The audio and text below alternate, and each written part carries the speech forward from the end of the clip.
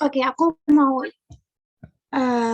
oke teman-teman bisa on cam dulu nggak? Aku pengen itu deh, pengen dokumentasi gitu. Boleh nggak? Yuk on cam yuk, aku mau screenshot buat dokumentasi.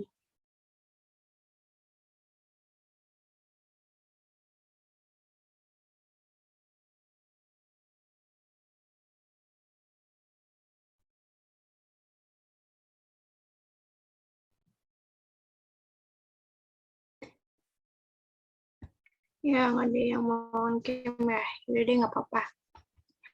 Nggak apa-apa guys, nggak apa-apa. Oke, selamat sore teman-teman semua. Selamat datang di kelas sosiologi bersama aku. Perkenalkan, nama aku Venezia Abigail. Jadi buat pada kesempatan kali ini dan kesempatan minggu-minggu selanjutnya, kita akan belajar bareng. Kita akan belajar bareng gitu sama aku. Oke, jadi materi kita pada hari ini ialah mengenai struktur sosial. Ya, sebentar ya, aku mau share screen dulu.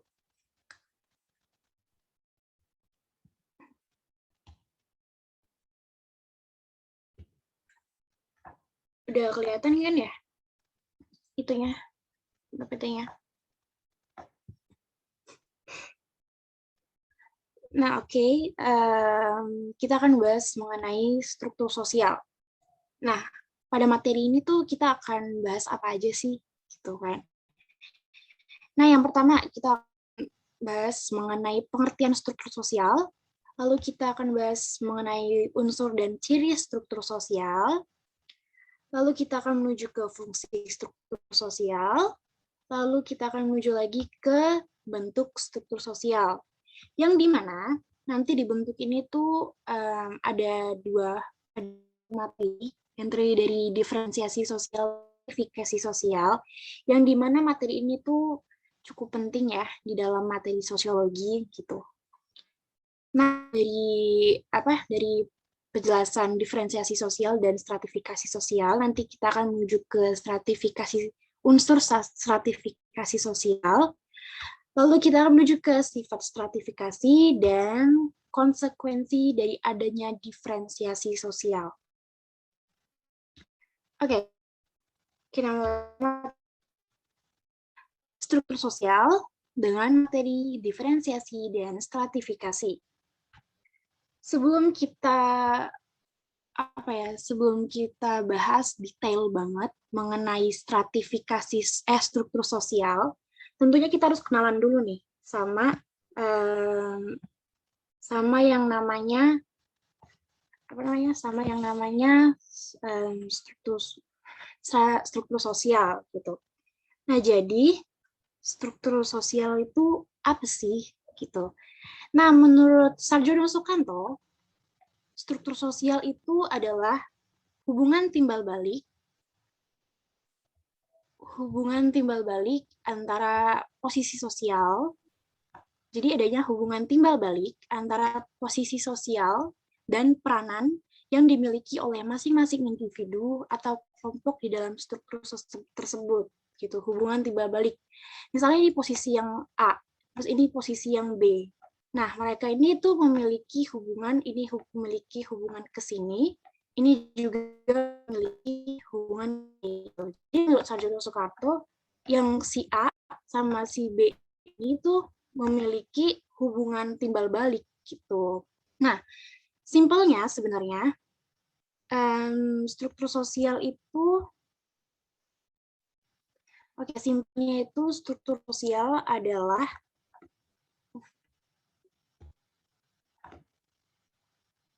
struktur sosial itu intinya itu pengelompokan masyarakat terkait dengan peran. Jadi intinya itu struktur sosial itu pengelompokan masyarakat. Ini begitu. Jadi struktur sosial adalah pengelompokan masyarakat. Nah, kenapa sih masyarakat itu harus dikelompokkan? Atau berdasarkan apa sih masyarakat itu dikelompokkan? Nah, jadi masyarakat itu dikelompokkan berdasarkan peran-peran yang ada dalam masyarakat itu, gitu. Nah, kita kan udah udah tahu nih apa sih pengertian dari struktur sosial gitu kan. Nah, kita akan menuju ke unsur struktur sosial. Unsur dan ciri struktur sosial. Nah, unsur struktur sosial itu yang pertama, kaidah atau norma sosial. Dengan adanya norma sosial, masyarakat jadi mungkin berperilaku. Nah, yang kedua, struktur sosial itu memiliki lembaga sosial. Lembaga sosial itu sekumpulan aturan yang mengatur perilaku masyarakat. Terus dalam struktur sosial itu juga ada stratifikasi sosial yang udah aku spoilerin tadi. Nah, jadi yang keempat, struktur sosial itu memiliki kelompok sosial. Oke. Lalu ada ciri-ciri struktur sosial. Nah, struktur sosial itu di dalam struktur sosial itu ada status dan peran.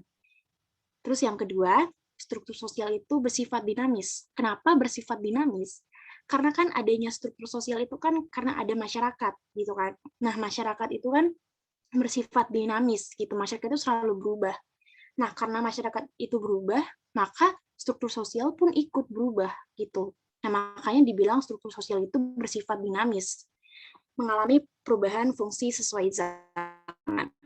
Yang ketiga, itu berkaitan budaya. Karena setiap budaya itu memiliki struktur sosial yang berbeda tentunya.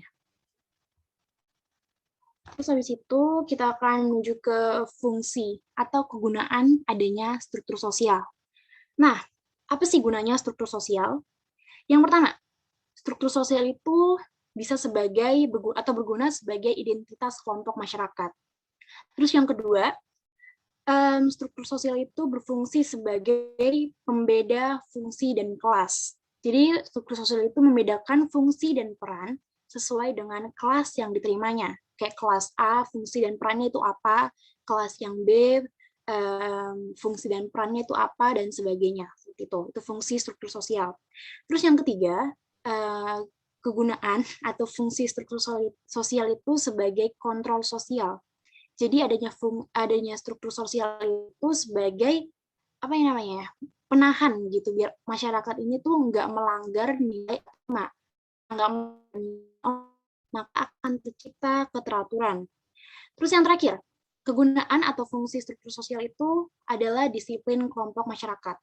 Jadi struktur sosial ini menanamkan kedisiplinan sehingga masyarakat memiliki kesadaran atau. Terus kita akan ke bentuk struktur sosial. Nah, ini materi yang lumayan seru sih sebenarnya. Nah, dalam bentuk struktur sosial itu ada dua, diferensiasi dan stratifikasi. Nah, kita akan bahas satu-satu dari diferensiasi sosial. Diferensiasi sosial.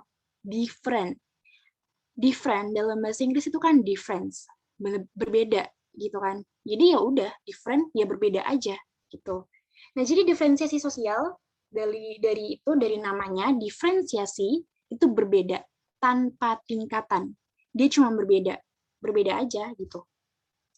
Nah, karena tanpa tingkatan, maka dia berbentuk horizontal dong, karena semuanya itu setara atau sama.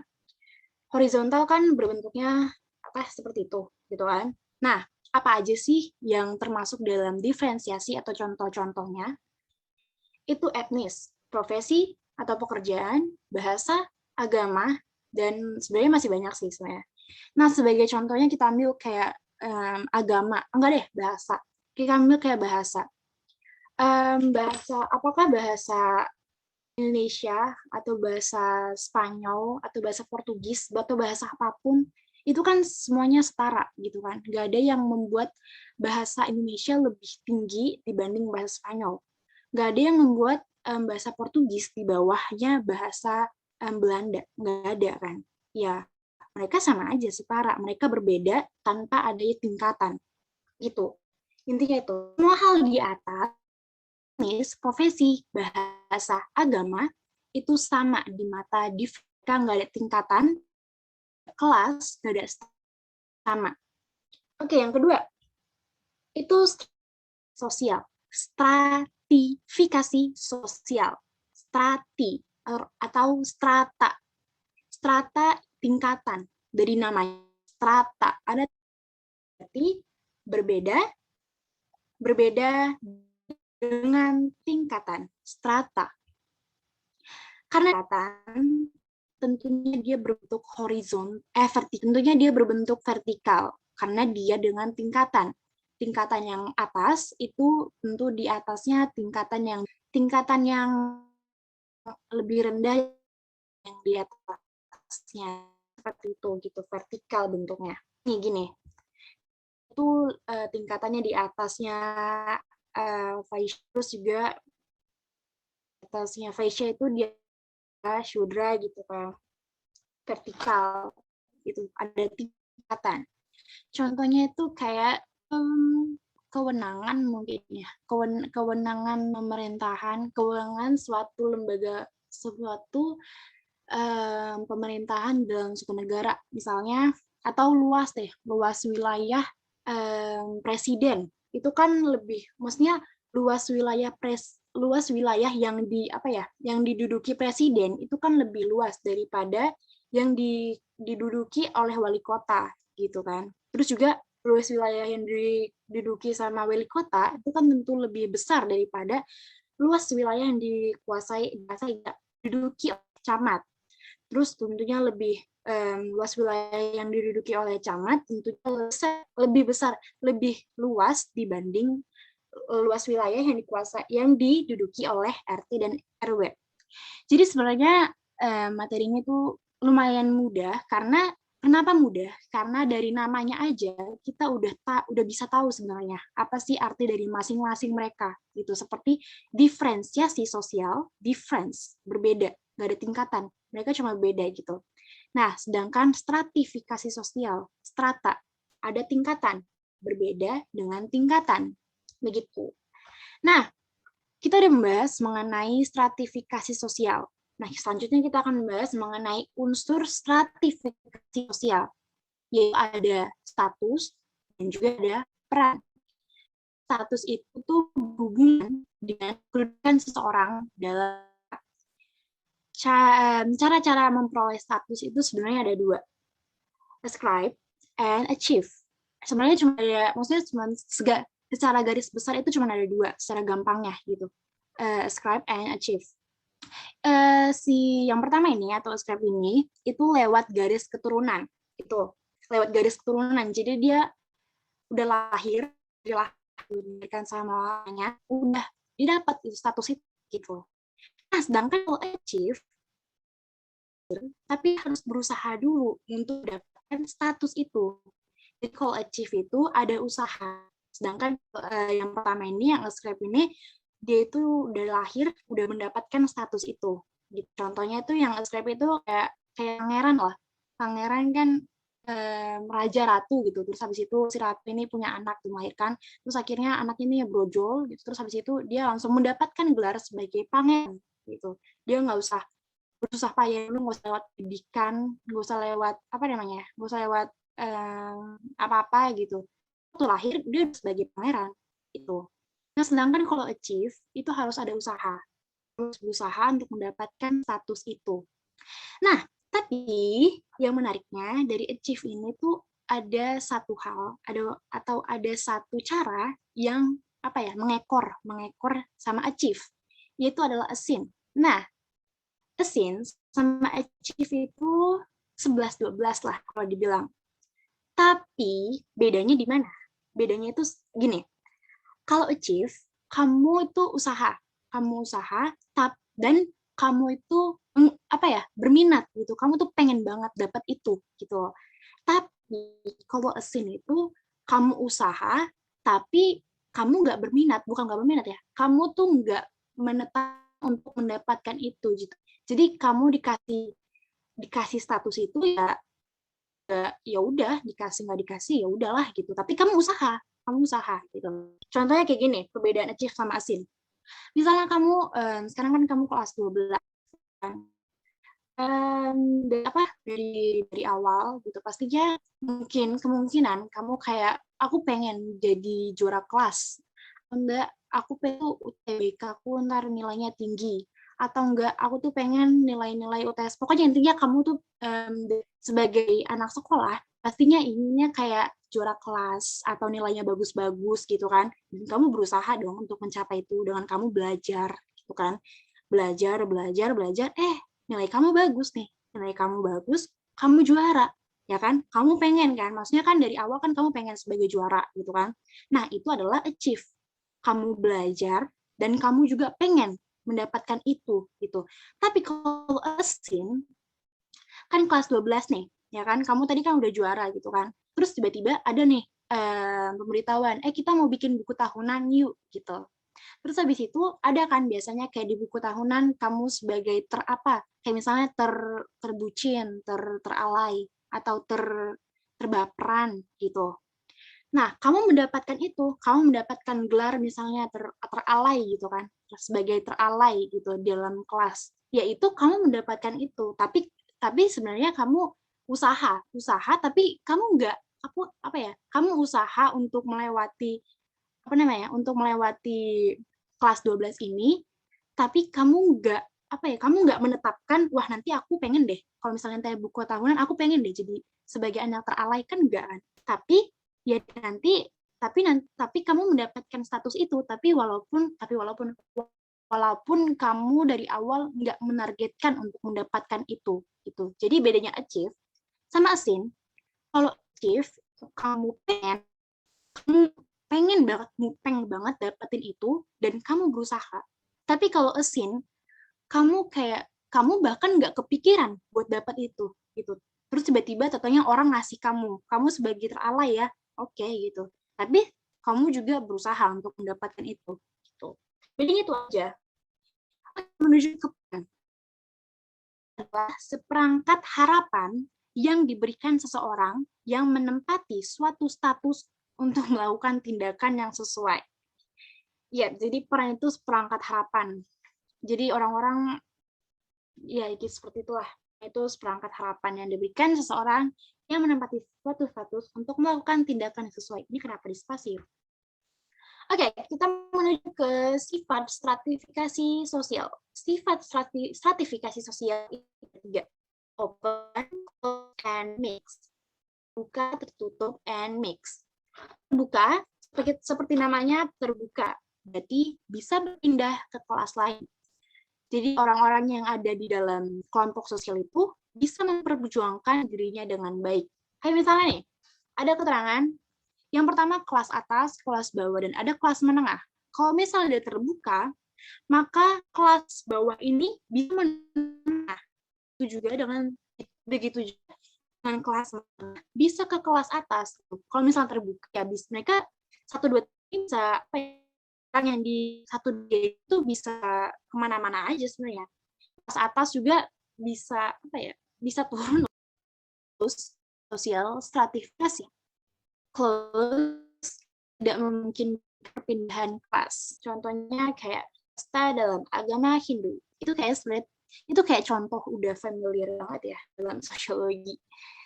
Nah, ya seperti yang kita tahu ya, kasta dalam agama Hindu itu mereka kan nggak memperbolehkan orang-orang yang di dalam kelompok itu, misalnya kayak kelompok Shudra gitu, bermain kayak pindah ke kasta yang Brahmin gitu. Jadi yang Brahmin aja gitu, Shudra aja. Jadi nggak bisa naik turun kayak kelas atas, kelas menengah sama kelas bawah ini gitu. Jadi mereka akan ada di antara open and close, yaitu mix, hubungan close and open.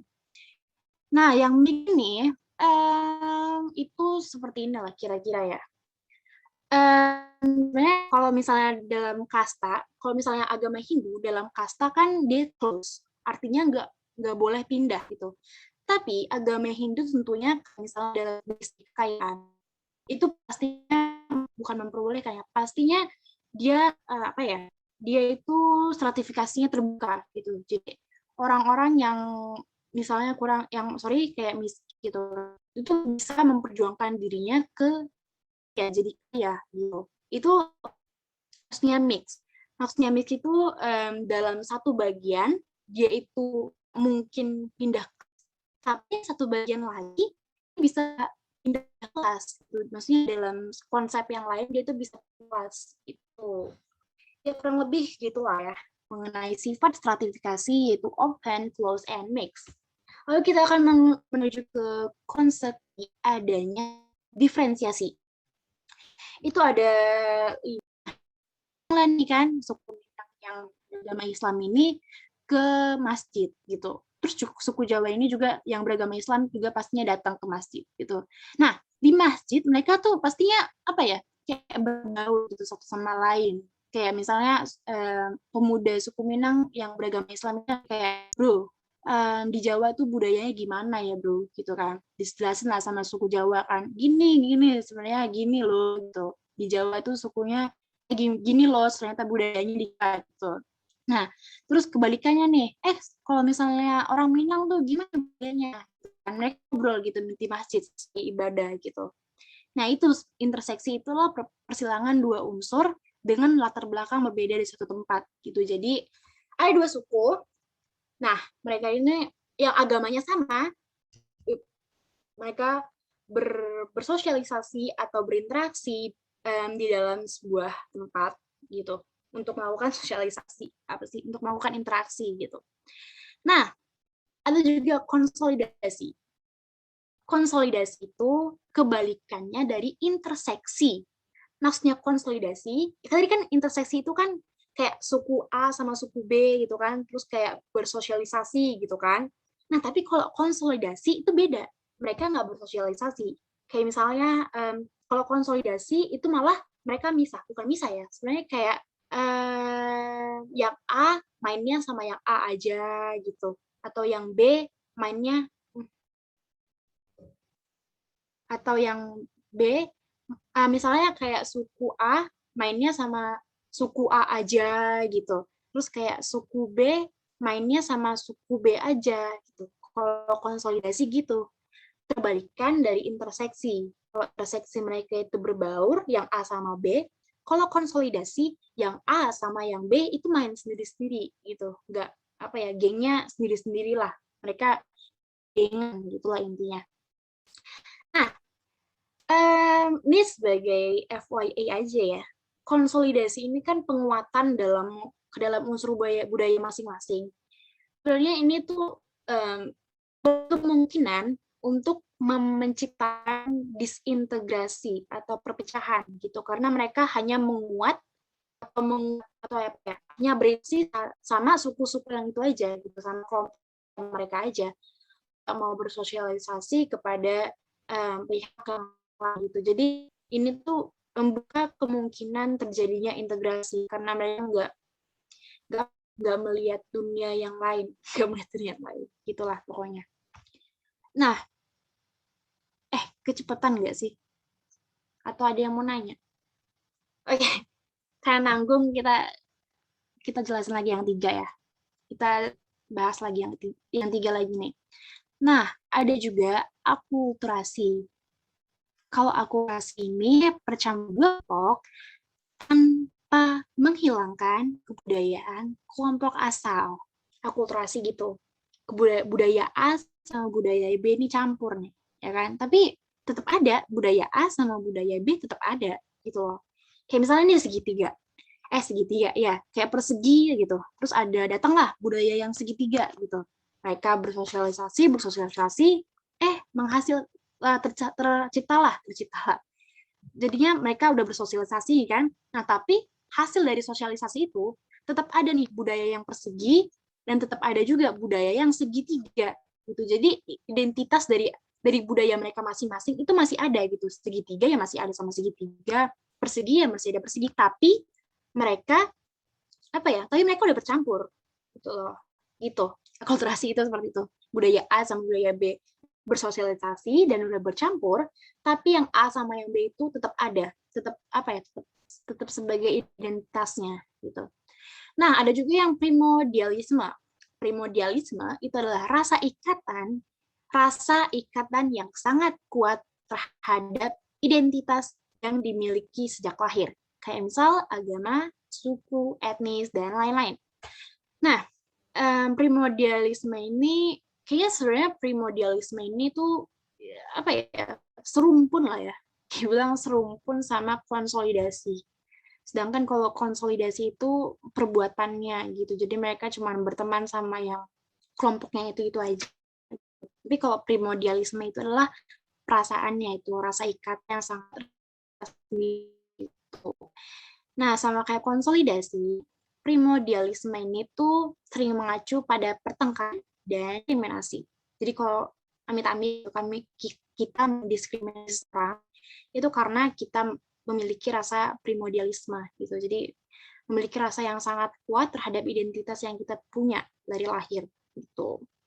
Terus yang terakhir ada etnosentris. Etnosentris.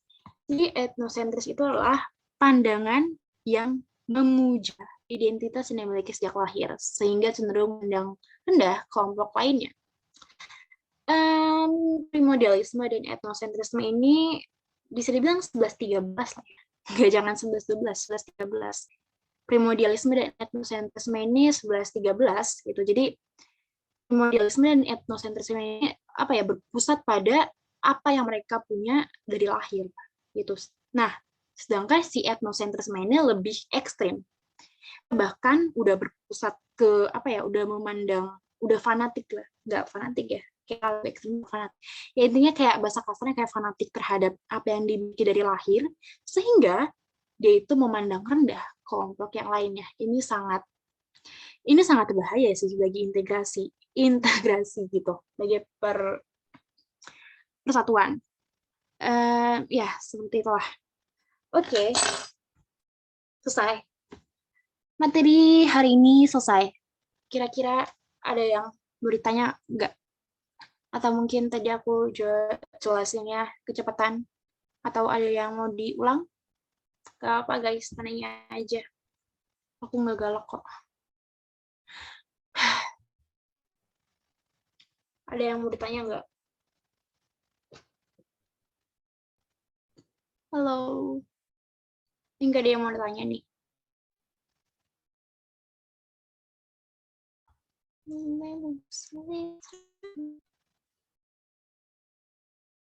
Oke, berarti gak ada ya. Kak, mau tanya. Apa tuh? Bagus. Tadi kan di stratifikasi sosial itu ada yang sifatnya terbuka. Itu faktor pendorongnya apa aja, Kak? Maksudnya? Faktor penentu si orang ini bisa naik ke golongan atas, tengah, bawah, kayak gitu, Kak. Oh, sebenarnya bukan faktor pendorong ya. Ada satu yang kita sebut sebagai lift, bukan lift, sebagai alat yang membuat kita bisa dalam kelompok stratifikasi. Itu adalah pendidikan gitu. Jadi dengan ada pendidikan, baik yang kelas bawah maupun menengah, dengan adanya pendidikan dan juga mungkin kayak kalau hoki kali ya, pendidikan dan sedikit bumbu hoki mungkin, kita bisa dari kelas bawah dan menengah, kita bisa naik ke kelas atas. Tapi begitu juga dengan sebaliknya. Kayak misalnya ke atas, kamu kelas atas memiliki banyak kekayaan gitu kan, tapi kamu nggak sesuatu untuk pertahankan kelas kamu, atau misalnya kamu nggak punya pendidikan, mungkin kamu nggak belajar, tidak menutup kemungkinan kamu akan turun ke bawah, ke kelas bawah gitu. Jadi, dan hoki sebenarnya. Tapi hoki tolong jangan dimasukkan dalam materi ya. Jadi kita lihat yang real-realnya aja, seperti pendidikan gitu. Jadi pendidikan itu sebagai lift dalam naik turunnya stratifikasi terbuka, seperti itu. Gimana, Pin? Sudah menjawab tidak? Atau masih kurang pas? Udah sih, Kak. Oke.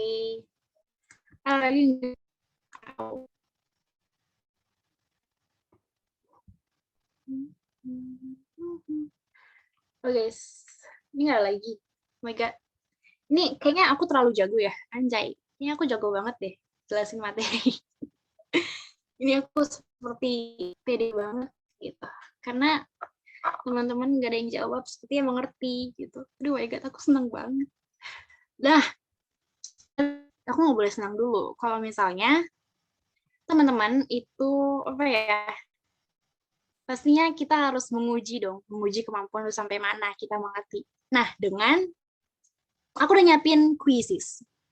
Jadi aku berharap banget atau aku mengimbau deh, mengimbau teman-teman untuk mengerjakan quizzes yang udah aku siapin. Oh my god, yuk kerjain yuk. Sini banget nih ya, aku ini ya. Aku share di kolom apa namanya? Kolom chat. Tolong dong teman-teman di apa namanya ya? Di apa namanya mulu? Di dijawab gitu. Sebagai apa ya? Kolis. Teman-teman gabung dong. Yuk teman-teman, guys. Yuk bisa yuk. Seru banget kok soalnya. Aku jamin seru-seru. Kayak seru banget gitu. Kayak mau meninggoy, gak bercanda. Gabung dong. Nanti kalau nggak gabung aku nangis nih, gak bercanda. Yuk gabung dong. Aku bawel banget. Aku suka deh.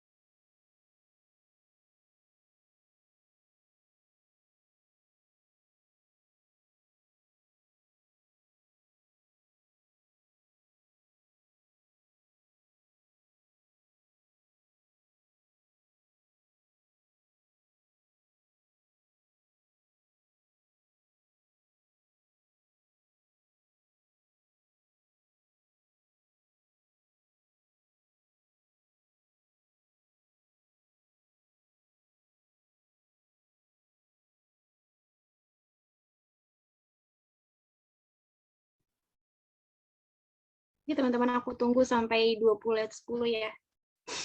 Yuk teman-teman yang baik hatinya, yang cerdas-cerdas, yuk bisa yuk.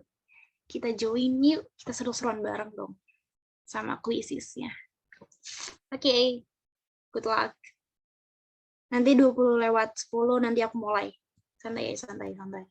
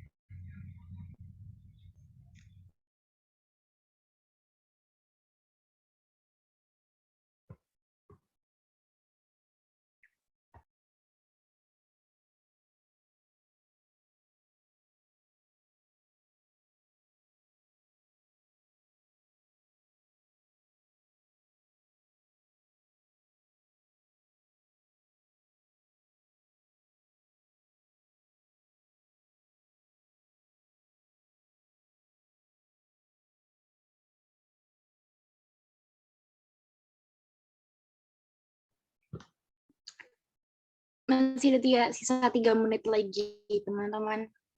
Gak apa, persiapkan diri dulu. Sebenarnya ini soalnya seru, tapi lebih bagus untuk mempersiapkan hati dan pikiran mungkin ya. Untuk menjawab soal-soal kuisnya nanti. Gak apa, santai aja, 3 menit lagi. Sekarang 2 menit. Kalau mungkin teman-teman ada yang belum join, ya don't be shy gitu. Join aja.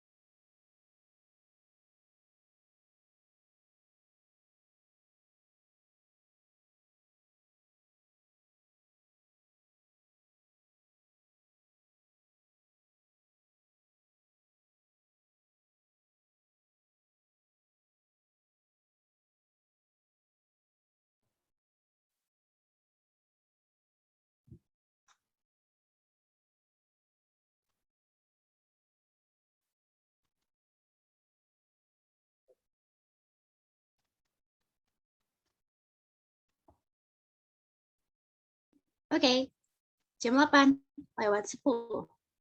Silakan menikmati kuisnya. Good luck.